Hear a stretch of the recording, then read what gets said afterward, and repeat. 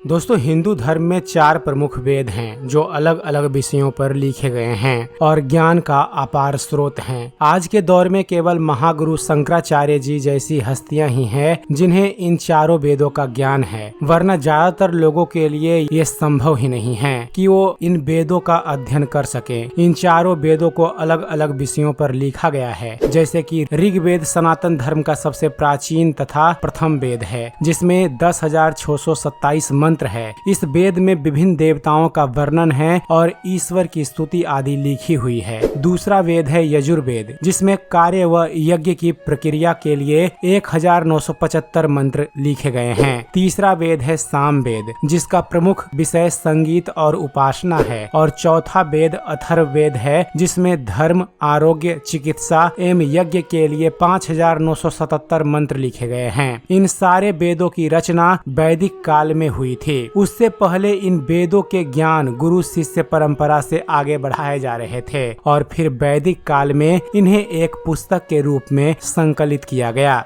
लेकिन वैदिक काल के बाद एक और वेद की चर्चा हुई, जिसे 5वां वेद माना गया। 5वें वेद या पंचम वेद को सूक्ष्म वेद के नाम से भी जाना जाता है। पंचम वेद या 5वां वेद की सोच और कल्पना बहुत ही ज्यादा प्राचीन है। 5वें वेद के ग्रंथ की धारणा जो किसी विशेष पाठ या ग्रंथ पर आधारित है, इसे उत्तर वैदिक काल में विकसित किया गया। इस वेद की चर्चा पहली बार उपनिषद में की गई थी। उसके बाद अनेक नए संस्कृत और अन्य नवीन भारतीय भाषाओं के ग्रंथों के लिए पंचम वेद की बात की गई है। लेकिन यह पंचम वेद कौन सा है, इस पर अलग अलग मतभेद और इसके अलग अलग विकल्प हैं। जैसे कि हिंदू धर्म में महाभारत को भी 5वां वेद कहा गया है, क्योंकि इस महाकाव्य का कहीं ना तो कोई विकल्प उपलब्ध है और ना ही इसमें सम्माहित ज्ञान। इस ग्रंथ में कुल मिलाकर 1,00,000 श्लोक हैं, इसलिए इसे सतसाहस्त्री संहिता भी कहा जाता है। माना जाता है कि यह महाकाव्य वेदों के समान ही उत्तम है। इसमें सभी रहस्य, वेद, योग शास्त्र, विज्ञान, धर्म शास्त्र, अर्थशास्त्र, काम शास्त्र आदि विषयों के वर्णन मिलते हैं। किसी ने भी अगर चारों वेदों और संपूर्ण उपनिषद अध्ययन कर लिया हो, लेकिन अगर उसने महाभारत का अध्ययन ना किया हो, तो उसका ज्ञान संपूर्ण नहीं हो सकता। महाभारत की ही तरह कुछ लोग रामायण अथवा भगवत पुराण को 5वां वेद मानते हैं, वहीं कुछ लोग 5वां वेद भगवत गीता को मानते हैं। कुछ जानकारों का यह भी मानना है कि इन सारे महाग्रंथों में कुछ ऐसा नहीं बताया गया है जो बाकी 4 वेदों में नहीं है, लेकिन जो 5वां वेद है उसमें परमेश्वर स्वयं ही अपना रहस्य बताते हैं। उसमें जो ज्ञान है वो कहीं वर्णित नहीं है। इस वेद की रचना ईश्वर ने स्वयं की है। वो इस धरती पर प्रकट होकर अपने मुख से ज्ञान देते हैं और फिर उस वाणी का संग्रह ही वास्तविक में 5वां वेद या सूक्ष्म वेद है। कुछ लोग यह भी मानते हैं कि कबीर दास इस धरती पर प्रकट हुए और कबीर वाणी के माध्यम से उन्होंने सर्वोच्च ज्ञान दिया। उनकी वाणी या ज्ञान संत ग्रंथ साहिब में संकलित किया गया है और यही सूक्ष्म वेद या 5वां वेद है। कबीर दास के सभी ग्रंथ जैसे कि कबीर सागर, बीजक शब्दावली, सत ग्रंथ साहिब इत्यादि मिलकर 5वां वेद बनाते हैं। मान्यता है कि 5वें वेद या सूक्ष्म वेद में वेदों और भगवत गीता में बताई गई भक्ति विधि के साथ साथ पूर्ण मोक्ष की भक्ति विधि भी है। यह ज्ञान केवल तत्वदर्शी संत के पास ही होता है। पूर्ण ज्ञान और मोक्ष प्राप्त करने के लिए तत्वदर्शी संत की खोज करनी पड़ती है। तो दोस्तों, यह थी एक छोटी सी जानकारी पंचम वेद के बारे में। उम्मीद करते हैं फ्रेंड्स आप सभी को हमारा यह वीडियो पसंद आया होगा। वीडियो पसंद आया हो तो वीडियो को लाइक और शेयर करना मत भूलिएगा और ऐसे ही ज्ञानवर्धक वीडियो देखते रहने के लिए आप हमारे इस चैनल ज्ञान मंथन को सब्सक्राइब जरूर कीजिएगा। आप हमारे इस चैनल को सब्सक्राइब कीजिए और देखते रहिए, जानते रहिए। धन्यवाद। जय हिंद।